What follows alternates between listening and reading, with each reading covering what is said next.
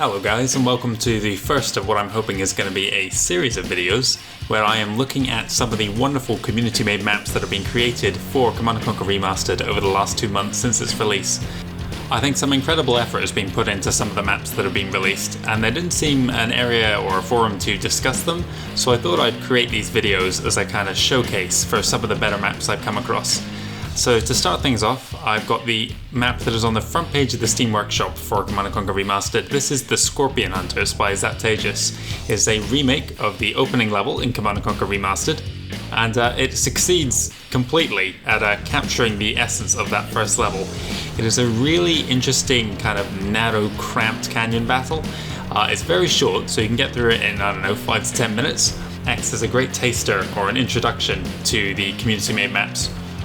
I was really impressed by the attention to detail that was put into the map by the map's creator, Zaptaegis. All the areas where reinforcements are dropped in during the level in Command & Conquer Renegade are recreated faithfully. This includes things like orcas coming in from off the map, and helicopters dropping in more nod reinforcements. It makes for a really familiar experience if you've played Renegade recently, and it was amazed at how well the level translates into Tiberian Dawn format. I'm not convinced all the levels in Renegade would work quite as well in Tiberian Dawn, but I'd certainly be interested to see more levels by this creator and further attempts at transferring that first-person shooter into Tiberian Dawn. The second level I played was one of the first community-made maps I saw on the Command & Conquer subreddit. This is Unpadded Landing by Yoshi. In Command & Conquer games, the missions generally fall into one of three categories. You've got your kind of guerrilla missions where you only start with a small and limited force and you have to get through the entire level with that.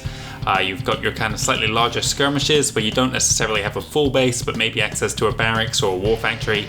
And then you've got your kind of full-scale battles where you start with a construction yard, or an MCV at least, and you can kind of deploy your forces. It's more about gathering a stable economy and then building up an overwhelming force and smash through their heavy defenses.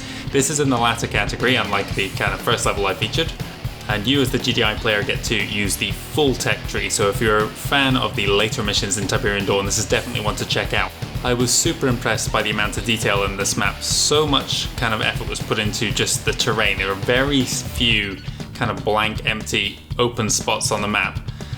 It's not so narrow that it's difficult to navigate around, but there's a lot of kind of ground cover that makes it interesting to look at and not just a barren wilderness.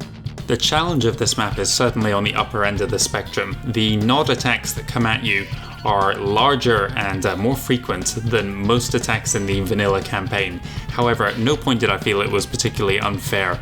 Although I was under heavy attack, I had plenty of access to resources and I was able to kind of hold them off by the skin of my teeth at sometimes and build up a force to kind of take the fight to them. One aspect I really enjoyed as well was where you'd come up against what appeared at first to be an overwhelming defense, dozens and dozens of tanks, many base defenses. There was always a weakness that you could exploit, and I love that in maps.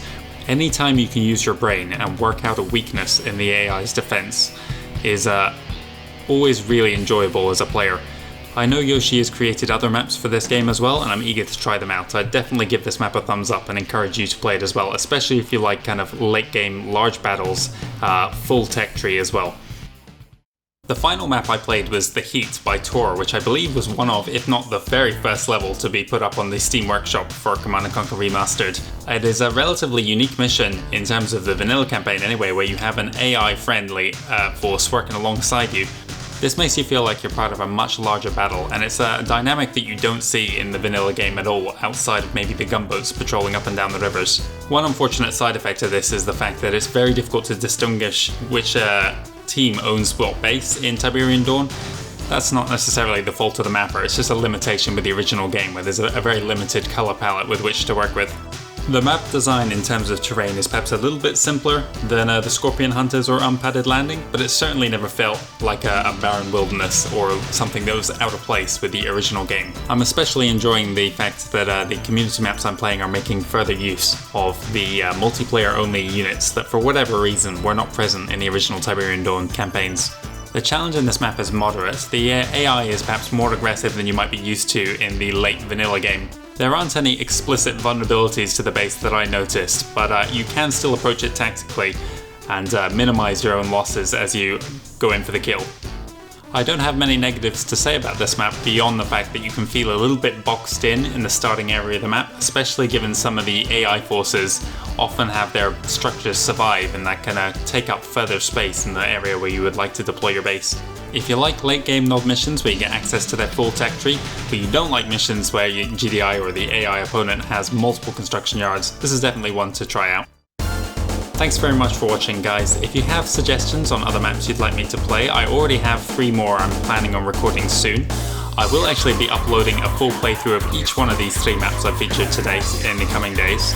This is the first time I'm doing a video of this nature on my channel. Typically I just upload straight gameplay, but this time out I thought I'd try something a little bit different. Like I said, I did really want to bring attention to some of the wonderful maps that have been created for this game. Hopefully I can continue to do so. If you have feedback for this video, I'd really appreciate reading it. Hopefully this has piqued your interest in some of the maps and you'll be encouraged to try them out yourself. And hopefully I can bring a little bit more recognition to the work the map makers are putting in. Thanks for watching, and I hope you'll join me again soon.